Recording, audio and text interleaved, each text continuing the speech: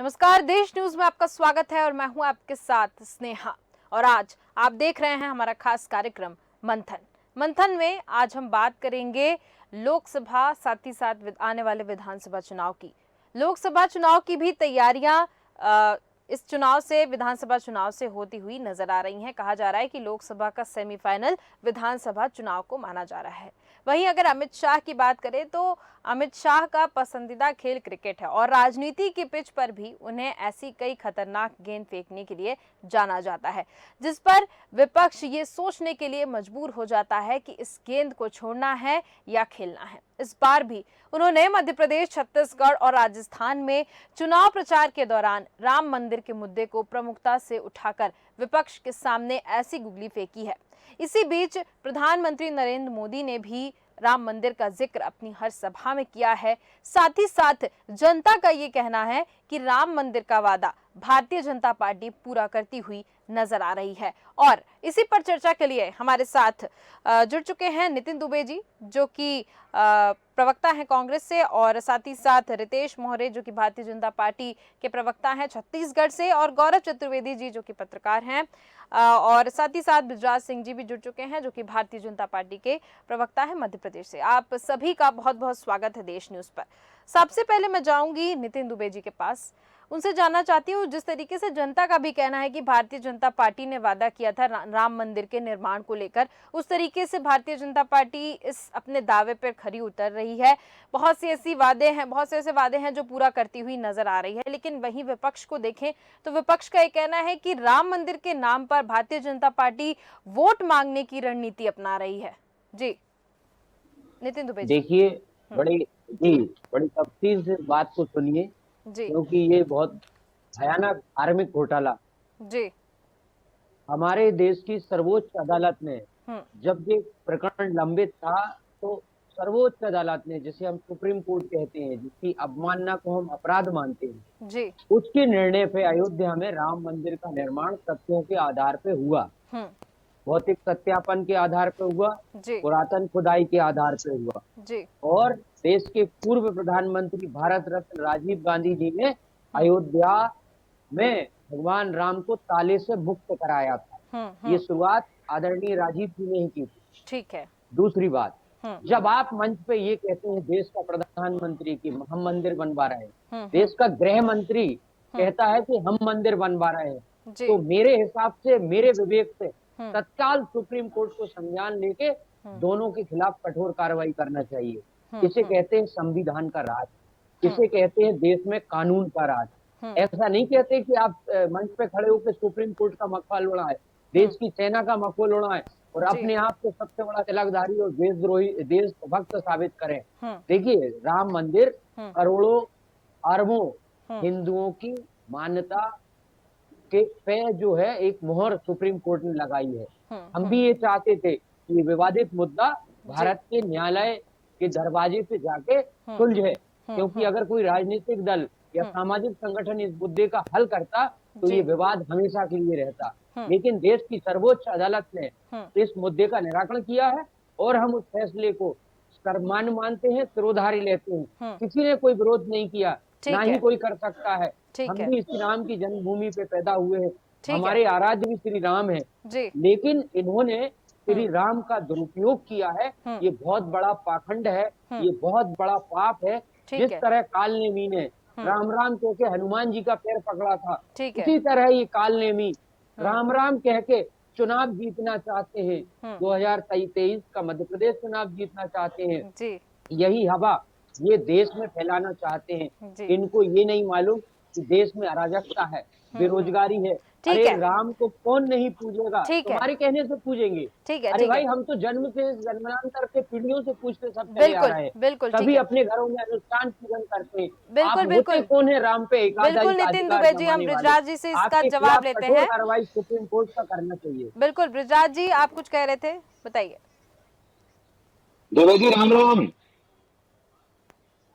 जी, जय श्री राम, राम राम, जय श्री राम। ये है मूल भावना इस देश की जी। दुबे जी ने इतनी अनर्गल बातें सिर्फ राजनीतिक लाभ को लेने के लिए कही, कि मैंने जिस तरह से राम राम से शुरुआत की, इनको तो डर लगता है राम का नाम लेने के लिए। आज अरे हवा जय बदल सिया राम, रही जय जय है। श्री राम, हर हर भारत महादेव। देश का और नागरिक जो बताइए क्या है, करें?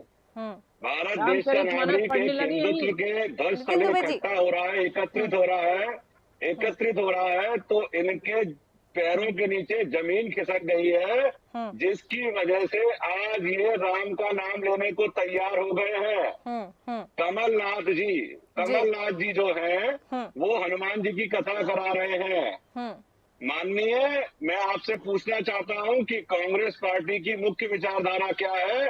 मैं तो गर्व से कहता हूं कि मेरी पार्टी की विचारधारा हिंदुत्व की विचारधारा है, प्रभु श्री राम की विचारधारा है, रामायण पे चलने वाले राम राष्ट्र को स्थापित करने की विचारधारा है। क्या इनकी ये विचारधारा है? ये सवाल पूछिएगा, इनसे उसका जवाब लीजिएगा। ठीक है। ये सेकुलरिज्म में विश्वास रखते हैं कि हिंदुत्व में विश्वास रखते हैं? ठीक है, हम ठीक तो है। श्री राम को मानते हैं। एक मिनट, पूरी बात नहीं हुई है। जी बोलिए। इन्होंने बहुत सारे अनर्गल बातें करी कि सुप्रीम कोर्ट ने बनाया राम मंदिर, फैसला दिया राम मंदिर। मैं आपसे एक बात पूछता हूं और आप इनसे पूछिएगा जी। कि उस सुप्रीम कोर्ट की लड़ाई किसने लड़ी?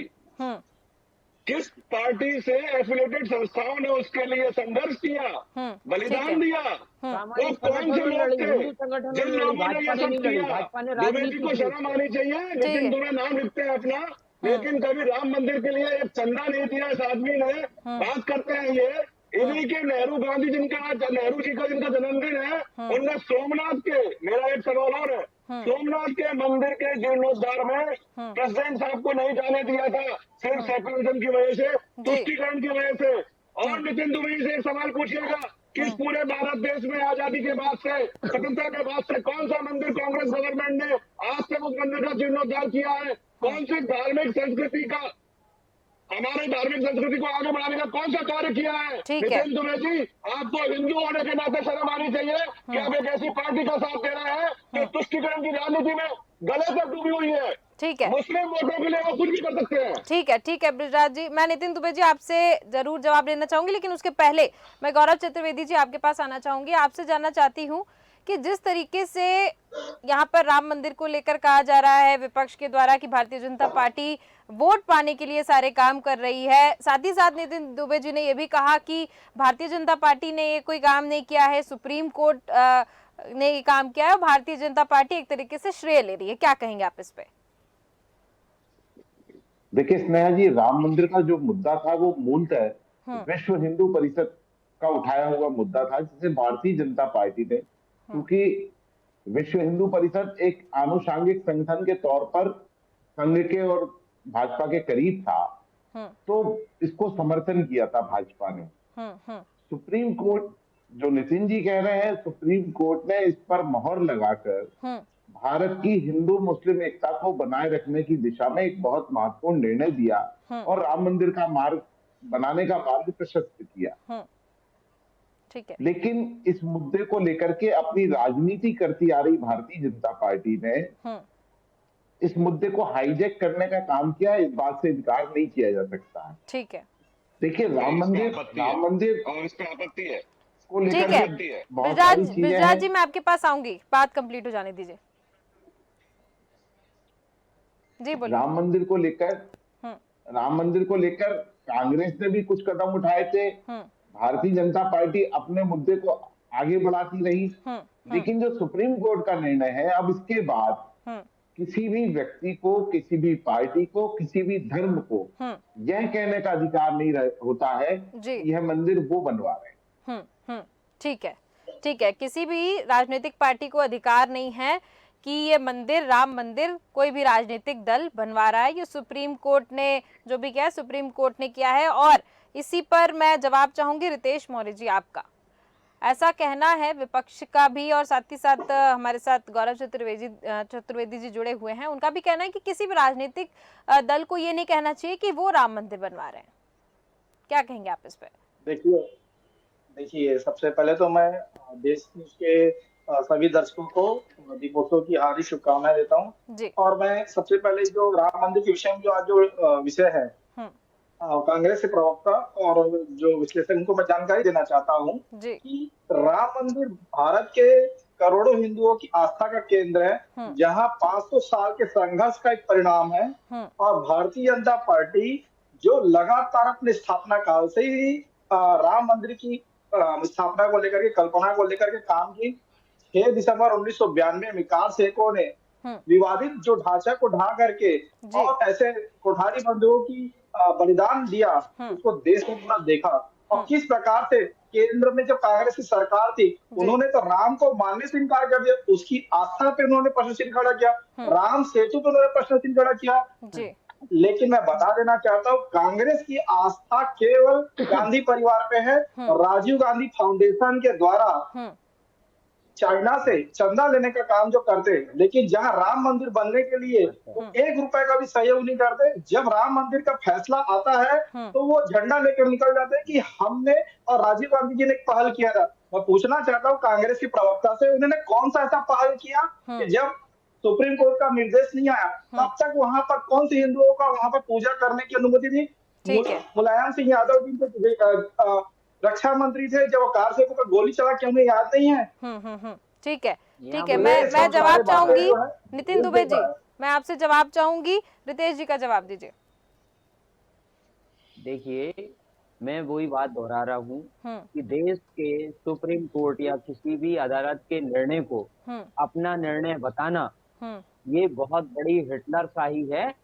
ये जो है कानूनी कार्रवाई करवाइए ना, हाईजेक करने की, ये बता दीजिए कि अब अरे आप कोर्ट में रोक लगाने के लिए आप ही के वकीलों ने प्रयास किया, हमारे वकील ने उसको निर्णय लेने का प्रयास किया है। आपके लोगों ने केवल रोक लगाई है। रात के 3 बजे 12 बजे सुप्रीम कोर्ट वहां पर मस्जिद बनाया जा करके हमने प्रयास किया है, हमारी पार्टी के वकीलों ने प्रयास किया है कि वहां पर राम मंदिर की सर्वोच्च अदालत में है। आपको पता ना, तो ये इतिहास भूल रहे हैं। बात मैं बोलना चाहता हूँ, उनको इनके अभी इनको जब देश में 2 बार सत्ता से बाहर हुए हैं केंद्र में, तब उनको राम जी याद आ रहे हैं। ये आपको बता दूं, 2024 में जाएंगे तय ये विपक्ष में बैठे की स्थिति में रहेंगे। इस देश के अंदर राम के नाम पे ही देश जगा है और देश जगेगा आगे, और राम के नाम पे ही हम आगे बढ़ेंगे और देश का विकास होगा। आप देखें कि हमने मंदिर बनाने के बाद जब विदेश के यहाँ पर राष्ट्रपति या प्रधानमंत्री आते हैं तो बनारस लेके जाता है, अयोध्या के विषय पर इनके प्रधानमंत्री क्या करते थे? ये पूरा न्यास है, न्यास में काम चल रहा है, इतना मंदिर बन रहा है कि मोदी बन जाएंगी। मोदी जी बोले हैं कि क्या बोल रहे हैं? ठीक है रितेश जी, सुन लेते हैं इनने क्या कहा। रितेश जी इन्होंने क्या बोलेंगे, मैं आपको बोलने नहीं दूंगा। नितिन दुबे जी बोलिए, बोलिए नितिन दुबे। मैं ज्यादा आक्रामक हूँ, आप जानते नहीं। नितिन दुबे जी बोलिए पहले बात को। हाँ, धमकाइए मत किसी को। और भाई साहब से भी है, ये जो बैठे हुए आप सुनिए बात को।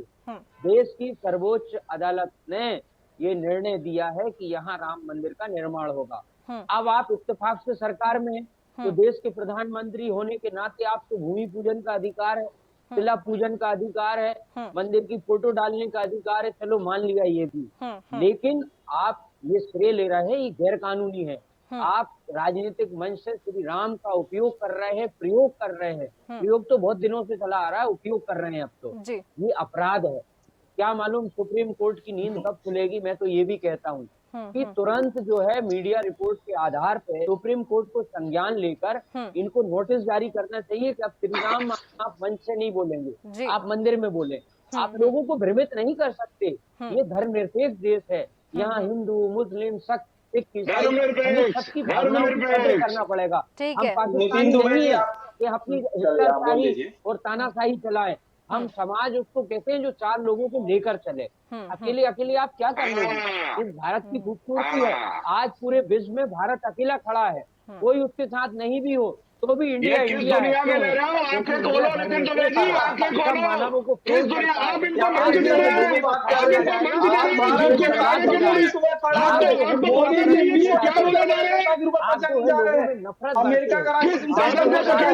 मुस्लिमों के घर बिरयानी खाते हो और दिन में टीवी डिबेट पे टीका लगा के जय श्री राम चिल्लाते हो। आप जैसी मैंने तो टीका लगाया भी नहीं है, तो मैं भी आपने लगा रखा है, आपने लगा रखा है, फर्जी हिंदू की यही पहचान है।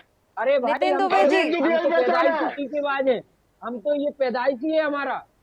सत्यनारायण की तो मैं तुम्हें आपको नितिन दुबे जी, अगर पैदाइशी होते ना, हमारा है, पैदाइशी होते ना, हमारा तो अधिकार है, भगवान ने आप कांग्रेस सरकार के साथ नहीं खड़ा होते, कांग्रेस पार्टी के साथ नहीं खड़ा होते। ठीक है बृजराज जी, नितिन जी मेरा आपसे एक सवाल है।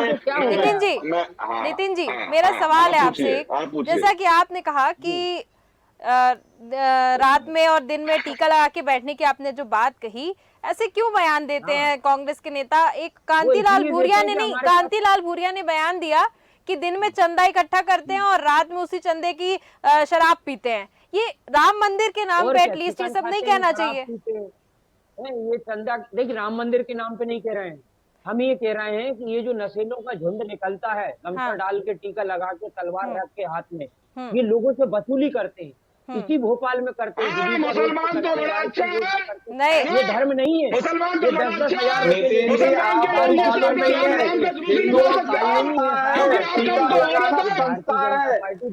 और टीका लगाने पे कमेंट करना बनता ही नहीं है नितिन दुबे जी। टीका लगाने पे कमेंट आप करना आपके लिए हावी हो गया। तिलक लगाना हिंदुओं के ऊपर हो गया, ये संस्कार का माध्यम एक सेकेंड एक सवाल पूछिए उनसे। ठीक है नितिन दुबे जी, मैं आपसे चाहूंगी शांत रही थोड़ा सा, बाकी लोगों को भी सुने जी। हाँ बोलिए जी रितेश जी कुछ कह रहे थे आप? ठीक बृजराज जी आप बोलिए। नहीं, इनसे पूछिए कि कब आया था सुप्रीम कोर्ट का आदेश। आज कितने साल हो गए सुप्रीम कोर्ट का आदेश आए हुए?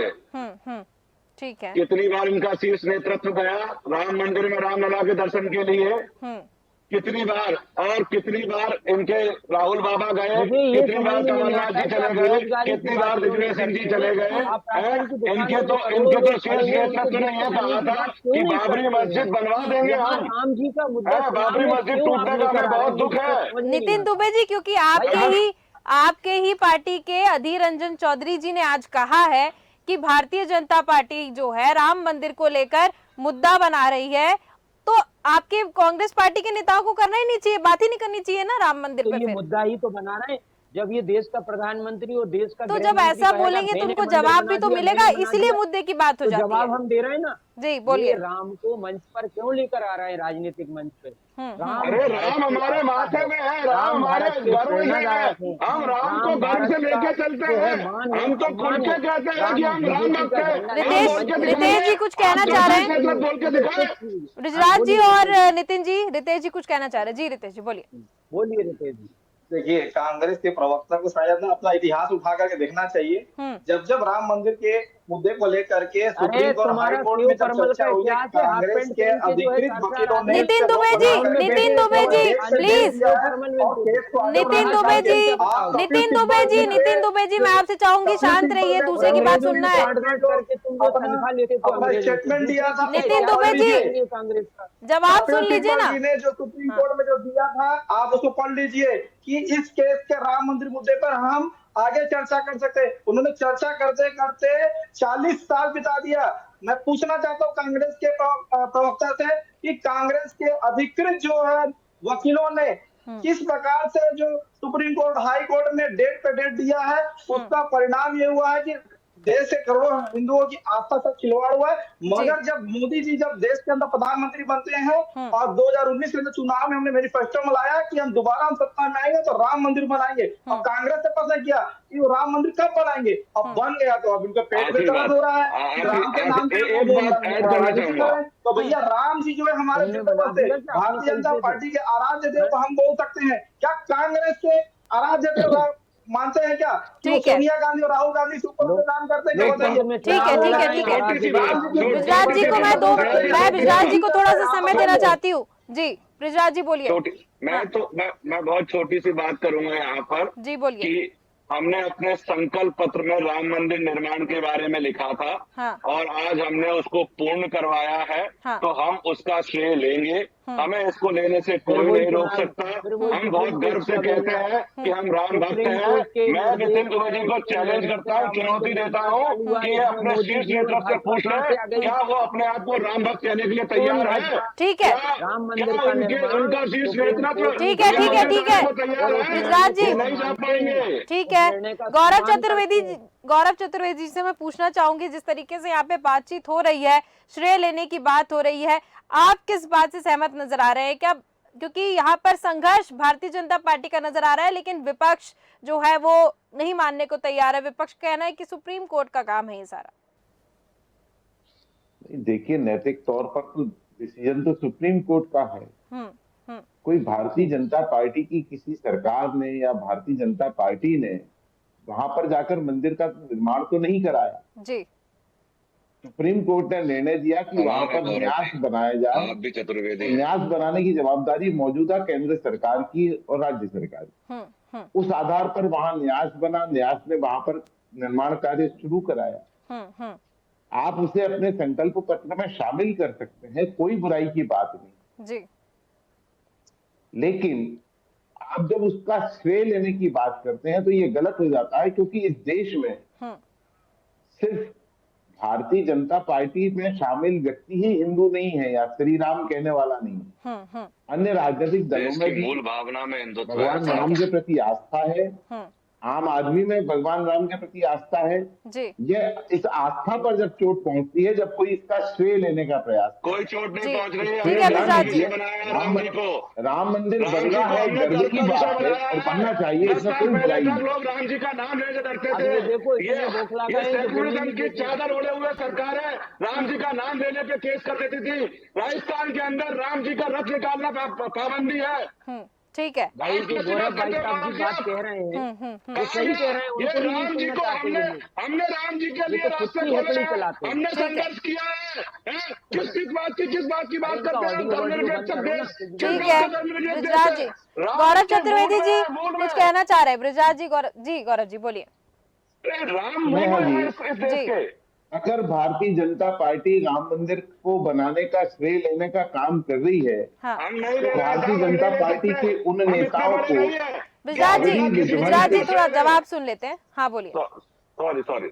अगर भारतीय जनता पार्टी को राम मंदिर बनाने का श्रेय लेने की इच्छा है तो जो बाबरी मस्जिद विध्वंस हुआ था जी, उस विध्वंस की जवाबदारी भी लेना चाहिए। क्यों भारतीय जनता पार्टी के नेता वहां मुकर गए? ठीक है ठीक है, इसके जवाब और देते हैं, बाकी बात है। ठीक है, मैं इसका जवाब लेती हूँ रितेश जी से। रितेश जी जवाब दीजिए।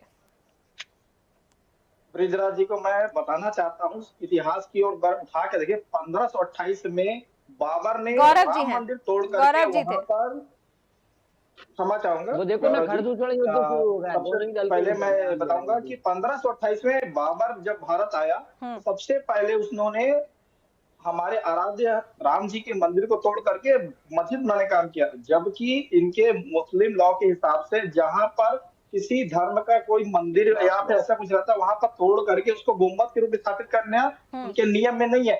ऐसा मुस्लिम के कुछ स्कॉलर्स ने भी कहा है, आप सब जानते हैं। तो लेकिन यहाँ पर विक्रेता के रूप में बैठे हुए हैं और कांग्रेस प्रवक्ता, उन्हें मालूम नहीं है कि वो विवादित ढांचा था जिसको कार से ढाया है। और भारतीय जनता पार्टी के हमारे पितृ पुरुष लाल कृष्ण आडवाणी जी जब अपने रथ में निकल के जब पूरे देश भर का दौरा करते हैं तो उनको गिरफ्तार किया जाता है, गोली चलाई जाती है। तो ये भारतीय जनता पार्टी का परिणाम है। और उन्होंने मैनिफेस्टो में हमने लाया था कि राम मंदिर हम लाएंगे। मैं पूछना चाहता हूँ कांग्रेस प्रवक्ता और विश्लेषक जी से कि कांग्रेस ने इस मुद्दे को अपने चुनावी मुद्दे पर क्यों नहीं उठाया, इतना बता दे। आज जब हमने मैनिफेस्टो के माध्यम से इसको उठाया है तो उनके पेट में दर्द क्यों हो रहा है, इतना बता दे बस। ठीक है ब्रिजराज जी, आप कुछ कहने वाले थे, पहले कह दीजिए, फिर मैं नितिन दुबे जी आपके पास आऊंगा। मैं एक बात कहता हूँ कि अभी दो जगह हमारी विवादित चल रही है। मैं खुली चुनौती देता हूँ नितिन दुबे जी को कि काशी का मुद्दा पकड़ ले और कार सेवा करे, मथुरा का मुद्दा पकड़ ले और कार सेवा करे। कर नहीं पाएंगे, कर नहीं पाएंगे, क्योंकि मुस्लिम तुष्टिकरण के वोट बैंक की राजनीति में बसे हुए ये लोग अपने आप को चुनावी हिंदू है। ये ठीक है, उनके साथ नहीं है। ठीक है नितिन दुबे जी, आपने अपने लक्ष्य में राम मंदिर को या काशी विश्वनाथ मंदिर को क्यों नहीं रखा? जवाब दीजिए। कांग्रेस पार्टी सभी धर्मों का सम्मान करती है, सभी धर्म के नागरिकों का सम्मान करती है, सभी के लिए बराबर योजना क्यों कर रहे हो भैया राम मंदिर पे आप बैठ करके? अब इनको आप चुप कर रहे हैं कि नहीं, ये कौन सा तरीका? प्लीज मैं आपसे रिक्वेस्ट करूंगी बृजराज जी। हाँ ठीक है, आप बंद हो जाइए, नहीं तो आप बोल नहीं पाएंगे। ठीक है बोलिए। सुनिए बात मेरी, आप प्लीज। आप देखिए कि ये क्या, ये कुछ भी डिस्टर्ब बीच में करते हैं। मेरा ये मतलब है कि कांग्रेस पार्टी धर्म की फिरका परस्ती की राजनीति नहीं करती है। हमारे हिंदू भी अपने हैं, मुस्लिम भी अपने हैं, सिख भी हमारे हैं, बौद्ध भी हमारे हैं, जैन भी हमारे हैं। जो जो इस देश में रहता है, जो भारत का नागरिक है, वो कांग्रेस का प्रिय है। भारत का संविधान कांग्रेस का प्रिय है, भारत का मान सम्मान कांग्रेस का प्रिय है। हम ये फिरका परस्ती वाले काम नहीं करेंगे कि ब्राह्मण ये है, हरिजन ये है, तो आदिवासी हमारा है। लेकिन जातिगत जनगणना की बात तो आप ही कर रहे हैं। ये बात बिल्कुल ठीक है ना, वो कर रहे हैं, वो कर भी रहे हैं और सही भी है। वो पता तो चलना चाहिए कि 70 सालों के बाद कौन कहाँ पहुंचे आरक्षण लेने के बाद। ये पता चलना चाहिए ना। परेशानी क्या है? कोई तो स्टैंड लो, एक ये स्टैंड पता पे चले कि रहो, आज ब्राह्मणों के कम से हालात, कम एक स्टैंड पे लो। क्षत्रियों के मैं हालात, एक बात कहना चाहता हूँ, जी बिल्कुल, मैं एक एक कर आप दोनों के पास आऊंगी। नहीं करते। हाँ वक्त बोर्ड को, ये क्या है, इनको ट्रेनिंग दी गई है, डिबेट में जाओ, डिबेट दिखाओ, बोल नहीं मत दो किसी कांग्रेसी को। ये इनका प्रपंच पुराना है। ठीक है रितेश जी, मैं भी देख रहा हूँ ये डमरू बजा के तमाशे इकट्ठा कर रहे हैं। ये बोलिए, तरीके की बात सुनना ही नहीं चाहते, ये बृजराज जी, संवैधानिक बात सुनना ही नहीं चाहते। ये नाथूराम गोंड के वंशज हैं, ये लोग जो है रिवाल्वर और तलवारें जानते हैं, ये संविधान को नहीं जानते, ये नियमों को नहीं जानते। ठीक है, मैं आऊंगी रितेश दुबे जी आपके पास। नाथूराम वंश है। हाँ ठीक है, नितिन दुबे जी। नाथूराम वंश जो है चुनाव के टाइम में गांधी जी को माला डालता है। ठीक ये है, काले में है ना, हनुमान जी को रोकने के लिए। कांग्रेस जो है, देखिए राम क्या थे, राम धर्मनिरपेक्ष थे। जब राम भगवान वनवास से आए और एक व्यक्ति ने कहा, ठीक है नितिन दुबे जी, नितिन दुबे जी, तो राम ने सीता जी को वन भेज दिया। नितिन दुबे जी, लेकिन ये तानाशाह उनका उपयोग कर रहे थे राम को। ये लोकतंत्र को क्या माने, भारत को लोकतंत्र राम ने दिया, हमारे शास्त्रों ने हमें लोकतंत्र दिया। ये जो पाखंडी लोग हैं भारतीय जनता पार्टी के बगैर नहाए टीका लगाने वाले, गमछा पहनने वाले और शाम को शराब पीने वाले और पार्टियां करने वाले लोग, जो है ये क्या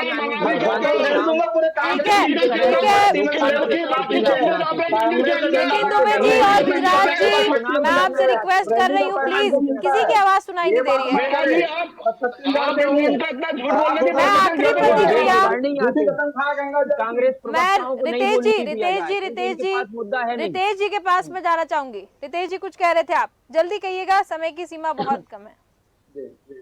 मैं कांग्रेस से प्रवक्ता पूरी कांग्रेस की सरकार से पूछना चाहता हूँ, कांग्रेस की पार्टी से, कि दो बातें हैं कि जब ये बात कर रहे हैं कि धर्मनिरपेक्षता की, तो उन्होंने सामान्य वर्ग की चिंता क्यों नहीं किया? जब देश के नरेंद्र मोदी जी सामान्य वर्ग के लिए 10% आरक्षण लाते हैं तो ये विपक्षी होकर उन्होंने हंगामा क्यों किया? पहला प्रश्न। दूसरा प्रश्न, राम